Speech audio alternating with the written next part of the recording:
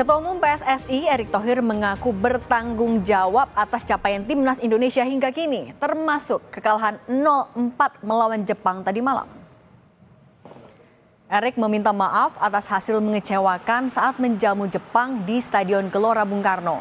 Namun Erick menegaskan Indonesia belum tersisih dari kualifikasi Piala Dunia zona Asia karena masih ada 5 pertandingan tersisa, termasuk 3 pertandingan kandang. Target 4 besar yang diberikan ke timnas menurut Erick masih sangat mungkin dicapai. Selanjutnya Indonesia akan bertemu Arab Saudi pada Selasa 19 November.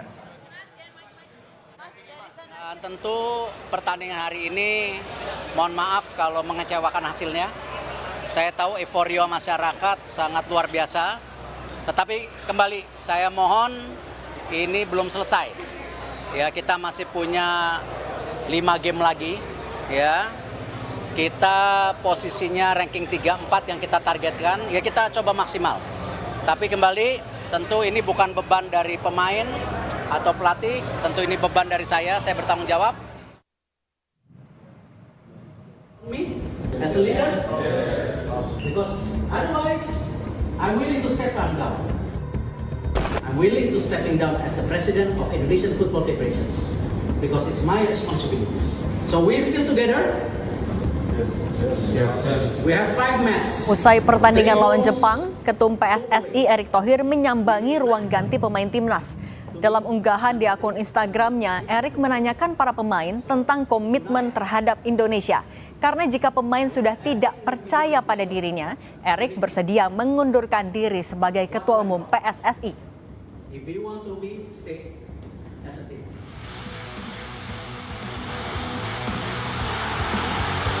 Jay Itzes dan kawan-kawan gagal mencuri poin di kandang sendiri saat menghadapi Jepang tadi malam.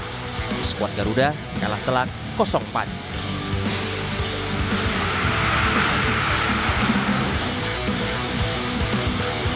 Indonesia memiliki sejumlah peluang emas di menit-menit awal pertandingan. Ragnar Oratmangun yang sudah berhadapan 1 lawan 1 dengan kiper Jepang tak mampu menuntaskan peluang. Selama 30 menit, permainan pun dikuasai timnas Jepang. Samurai Biru membuka keunggulan pada menit ke-35 dari gol bunuh diri Justin Hubner.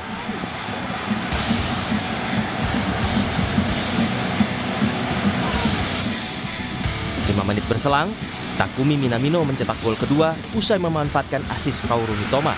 Skor 2-0 di babak pertama.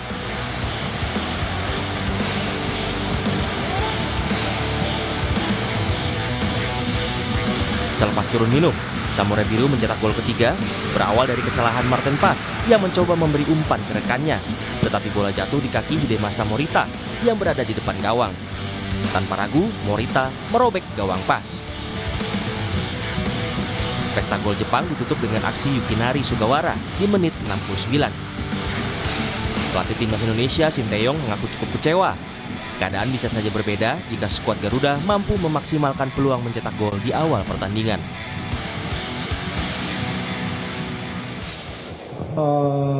사실 피파 랭킹이랑 모든 면에서 우리가 부족했지만 나름대로 우리가 열심히 준비했는데 많이 아쉽다 생각이 들고 전반에 축구란 것이 90분 끝날 때까지 사실은 경기가 해봐야 되겠지만 우리가 나그네가 첫 번째 기회가 왔을 때 그런 미스테이크를 하면서 실수했던 부분이 Meski menang melawan tim tuan rumah, pelatih Jepang mengakui supporter Indonesia memberi tekanan pada anak asuhnya. 一方、インドネシアの、サポーターが作り出す、雰囲気が、我々にプレッシャーとなったところはありますが、スタートの、ところでインドネシアが、ビッグチャンスを作る中、Kemenangan 4-0 kian mengokohkan Jepang di puncak klasemen grup C dengan poin 13. Sementara Indonesia harus turun menjadi juru kunci grup C. 3 hari lagi Indonesia akan berjumpa Arab Saudi di Stadion Gelora Bung Karno. Kemenangan mutlak diraih jika ingin menjaga asa melangkah ke Piala Dunia. Skuad Sintayong punya modal baik saat melawat ke King Abdullah Sport City September lalu. Saat itu Indonesia bermain sama kuat 1-1. Tim Liputan Kompas TV. Sementara itu, Saudara, Timnas Arab Saudi tiba di Bandara Soekarno-Hatta, Tangerang, Banten, Jumat malam. Skuad Hervé Renard ini bakal menghadapi Timnas Indonesia pada 19 November.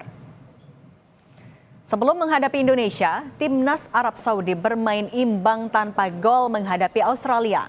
Laga menghadapi Timnas Indonesia, Arab Saudi diperkuat 27 pemain.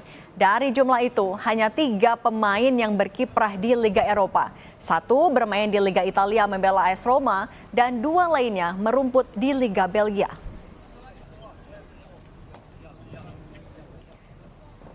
Di pertandingan lawan Jepang semalam, sedikitnya ada 4 pemain dalam catatan tim Kompas TV yang penampilannya cukup konsisten. Ada Rizky Ridho misalnya di lini belakang atau di lini pertahanan bersama dengan Calvin Verdong. Ada Tom Hay juga di bagian gelandang. Kemudian juga di lini penyerang ada Rafael Strijk.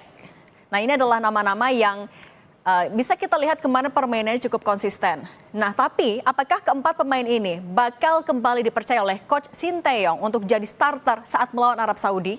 Kita juga harus melihat seperti apa pemain kunci di Timnas Arab Saudi. Nah, sejumlah pemain memang perlu diwaspadai. Pertama, ada Saud Abdul Hamid di bagian lini pertahanan atau di back. Kemudian di gelandang ada Faisal Al-Ghamdi. Kemudian di lini penyerang ada Firas Al-Buraikan dan Saleh Al-Shehri. Ini adalah pemain-pemain yang sepertinya juga perlu diwaspadai atau perlu juga dipantau permainannya nanti. Nah, kita akan langsung membahas bagaimana Timnas Indonesia bisa melupakan kekalahan dari Jepang kemarin dan bersiap menghadapi pertandingan melawan Arab Saudi pada Selasa depan. Kita akan bahas bersama pengamat sepak bola Erwin Fitriansyah. Bung Erwin, selamat petang. Selamat petang. Bung Erwin, ya kalau kemarin kita lihat kan pengakuan dari STY juga belum bisa mengoptimalkan kesempatan di menit-menit awal. Kalau catatan Anda, permainan melawan Jepang tadi malam, apa analisisnya? Ya, Indonesia bisa mengimbangi permainan Jepang itu sampai menit 30 ya sebelum gol pertama tercipta. Salah satu kelemahan yang pertama adalah soal penyelesaian akhir. Sebelum gol Jepang terjadi, itu Indonesia punya 3 peluang yang cukup besar probabilitanya untuk mencetak gol. Dari Ragnar sudah ada berhadapan sama kiper, ada satu crossing dari kanan Kevin Dix, tidak ada yang menyambut, sama dari kiri juga ada crossing dari Rafael Strijk yang tidak ada menyambut. Artinya soal penyelesaian akhir ini yang masih menjadi PR dan selalu masih menjadi PR ketika menghadapi Jepang semalam ya. Padahal kalau lawan Jepang, tim seperti Jepang itu peluang nggak akan banyak.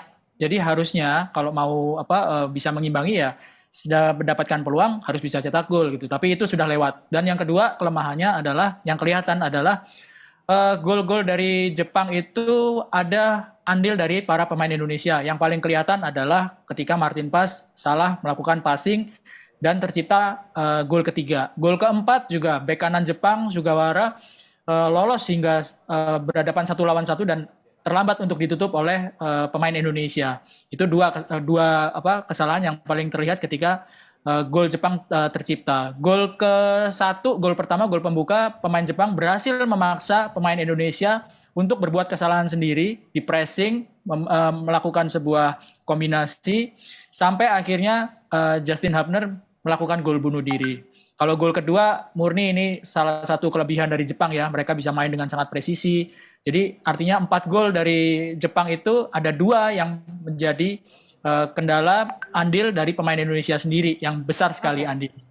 Oke, nah artinya kalau dari evaluasi catatan itu ada yang bisa dalam tanda kutip melakukan error, ada yang belum bisa memaksimalkan peluang yang kecil sekali melawan Jepang. Ini kan artinya harus jadi bahan evaluasi ketika melawan Timnas Arab. Apakah perlu Coach STY nantinya merubah formasi, terutama untuk starter? Perlu atau tidak kan harus dilihat dari kondisi pemain terakhir ya setelah menghadapi Jepang, karena kan selisih harinya kan nggak lama. Yang paling kelihatan kemarin diganti sebelum pertandingan selesai dan kelihatan mengalami masalah kan Kevin Dix di posisi back sayap kanan, digantikan oleh Sandy Walsh.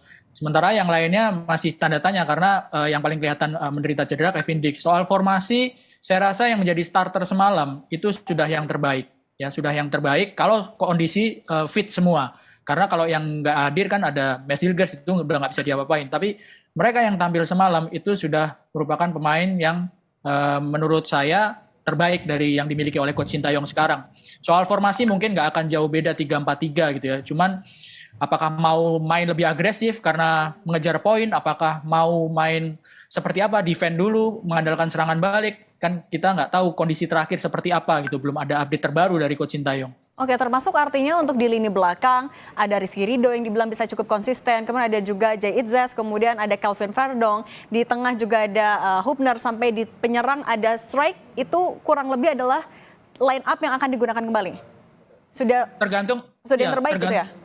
Tergantung bagaimana kondisi terakhir mereka ya. Oke. Kalau misalnya kondisinya nggak fit ya tentu pemain-pemain seperti mungkin Jordi Amat bisa main ya, Shane Patinama atau Sandy Walsh main dari pertama. Itu kan pemain-pemain yang nggak jadi starter semalam gitu. Jadi tergantung bagaimana kondisi mereka terakhir sebelum menghadapi Arab Saudi. Oke, dan kalau kita juga melihat bagaimana permainan di hari kemarin dan juga peluangnya, kemarin kan kita bisa menahan imbang Arab Saudi. Apakah peluang ini bisa kita maksimalkan lagi, menang misalnya bahkan? Apalagi tapi dengan juga kita melupakan kekalahan kemarin, artinya mentalnya apakah sudah siap ini untuk timnas Indonesia?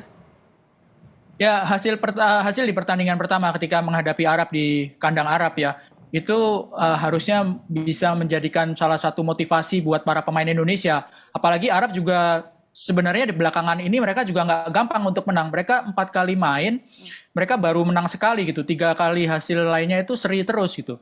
Tapi kan kita juga harus waspada, harus diakui bahwa pemain Arab itu adalah pemain yang punya kualitas secara individu itu bagus-bagus ya. Mereka juga langganan Piala Dunia, mereka juga merupakan tim yang sudah sering bertanding di level seperti sekarang dengan tekanan seperti sekarang. Mereka butuh poin ya, posisinya kan belum aman. Sekarang Arab ada di posisi 3. Kalau mau lolos kan di posisi 1-2, posisi 1 ada di Jepang. Jadi Arab itu juga pasti ngejar poin dengan pelatih yang baru sekarang. Jadi kita nggak tahu Arab ini akan tampil seperti apa, tapi setidaknya seri 1-1 di kandang Arab itu harus jadi motivasi buat pemain Indonesia, harus menang gitu. Oke, kita akan nantikan bagaimana bisa sama-sama memaksimalkan peluang, apalagi posisinya sama-sama akan meraih poin ya. Terima kasih Bung Erwin sudah berbagi di Kompas Petang. Sehat selalu, Bung. Terima kasih.